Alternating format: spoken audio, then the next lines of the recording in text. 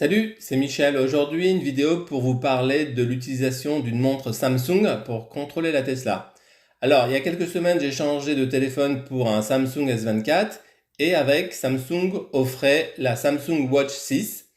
Alors, au début, je me suis dit, je vais quand même l'essayer pour tout ce qui est partie santé, sommeil, enfin le sport, etc. Mais j'avais vraiment pas pensé à la Tesla.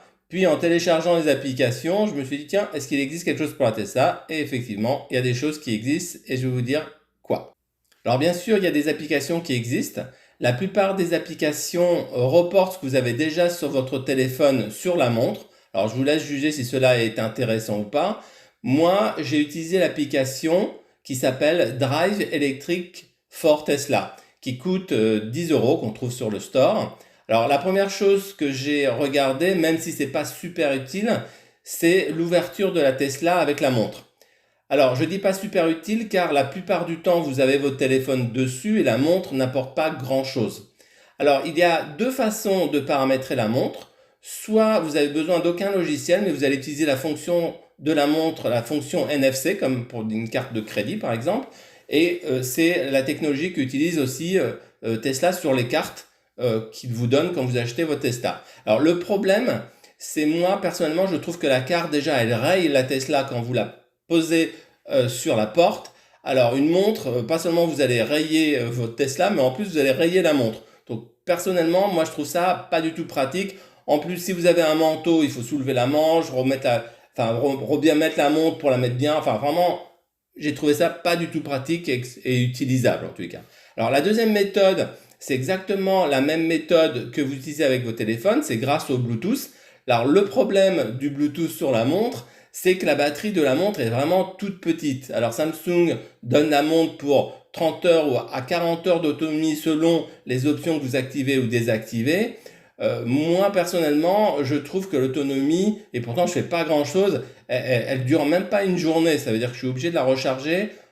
En plus, si je veux la garder la nuit pour par exemple mesurer mon sommeil, je suis obligé de la charger en cours de la journée, sinon elle tient pas jusqu'à le soir même. Donc utiliser le Bluetooth, c'est possible, mais ça oblige à avoir le Bluetooth en permanence actif comme sur un téléphone pour que dès que vous approchez de la voiture, il reconnaît votre Bluetooth et ouvre la voiture. Donc je l'ai fait, ça marche, mais bon, c'est vraiment pas utilisable. Alors la deuxième partie où la montre, à mon avis, pourrait être le plus utile, c'est la visualisation des informations sur la montre.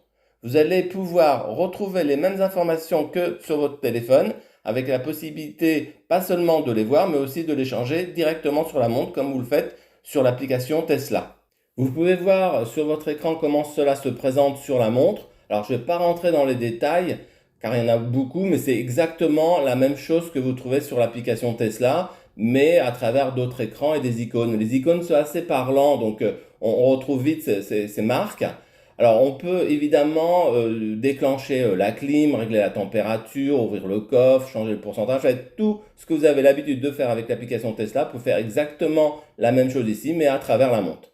Vous pouvez voir ici, je demande de verrouiller les portes, voilà. Et donc là, on voit que les portes sont verrouillées, il y a un message qui s'affiche. Et pareil, si je veux déverrouiller les portes, donc je reclique sur l'icône, et là, les portes sont déverrouillées. Alors pour un autre exemple, par exemple, je peux faire aussi le coffre. Donc là, je demande l'ouverture du coffre arrière. Donc on voit bien sur l'écran de la Tesla que le coffre arrière s'ouvre. Et pareil, je vais demander la fermeture du coffre arrière. Et là, on voit sur l'écran de la Tesla que le coffre arrière se ferme. Donc vous voyez, c'est assez facile, accessible assez facilement juste avec un doigt sur la montre. Donc là, il n'y a rien à dire. Alors, personnellement, c'est vrai que je trouve ça pratique de pouvoir consulter ou de changer ou de faire une action sur la montre sans pour autant sortir mon téléphone de ma poche ou de mon manteau ou de mon sac, mettre mon empreinte ou mettre mon PIN code. Donc ça a vraiment un côté pratique et assez rapide. Donc moi je trouve ça pas ça révolutionnaire, mais il faut avouer qu'il y a un côté pratique si vous avez une montre connectée, c'est plutôt sympa je trouve. Dans le côté un peu fun, Samsung met à disposition un logiciel pour personnaliser son cadran si vous voulez faire le vôtre. Vous pouvez voir ici l'interface sur votre écran, donc ça c'est l'interface Windows. Alors c'est plutôt très facile d'utiliser. à personnaliser. Vous choisissez votre fond, vous choisissez votre propre fond, ou vous pouvez même mettre une image, une photo de votre famille par exemple, ou de votre Tesla. Vous choisissez le type d'aiguille, si vous voulez des aiguilles ou si vous voulez que ça soit numérique. Vous pouvez mettre la date, vous pouvez changer les polices, changer la couleur. Enfin vraiment, on peut tout faire vraiment assez facilement. C'est ouvert à plein de trucs. Alors vous pouvez mettre plein d'informations. Alors tout ce qui est classique, ça veut dire la date, le nombre de pas, les battements de cœur, enfin tout ce que Samsung met dans sa montre. Par contre, il n'y a pas de widget pour la Tesla. Ça veut dire que vous ne pouvez pas dire je personnalise et je veux voir le pourcentage de la batterie de ma Tesla par exemple. Alors il y a sûrement moyen par de la programmation de le faire, de créer son widget pour la Watch. J'en ai vu sur certains forums, il y a des gens qui ont fait des trucs assez sympas, mais c'est pas fourni avec ça. Alors, il y a aussi plein de cadrans payants et gratuits qui sont proposés avec la montre Samsung, qui sont sur le store de la Samsung. Donc, il y a vraiment pour tous les goûts, hein. Donc, voilà, par exemple, là, en quelques minutes, j'ai fait un cadran, juste à titre d'exemple pour vous montrer avec le nom de ma chaîne et le logo Tesla. J'ai mis tout en rouge, j'ai mis le nombre de pas, l'état de ma batterie. Enfin, voilà, j'ai fait un truc assez rapide pour juste vous montrer à quoi ça pourrait ressembler sur la montre. Alors pour finir, je voulais juste vous dire que j'ai trouvé la montre sympa. Si votre objectif c'est d'avoir une montre connectée pour la partie santé, sport, ou pour payer avec votre carte de crédit sans sortir votre portefeuille et sans sortir votre téléphone, donc les informations de la Tesla est un plus. Maintenant, acheter une montre à environ 300 € pour la petite, juste pour avoir la partie Tesla, pour moi, ça vaut vraiment pas le coup. Vous pouvez déjà tout faire sur votre téléphone. Ça vaut vraiment pas 300 €. Voilà.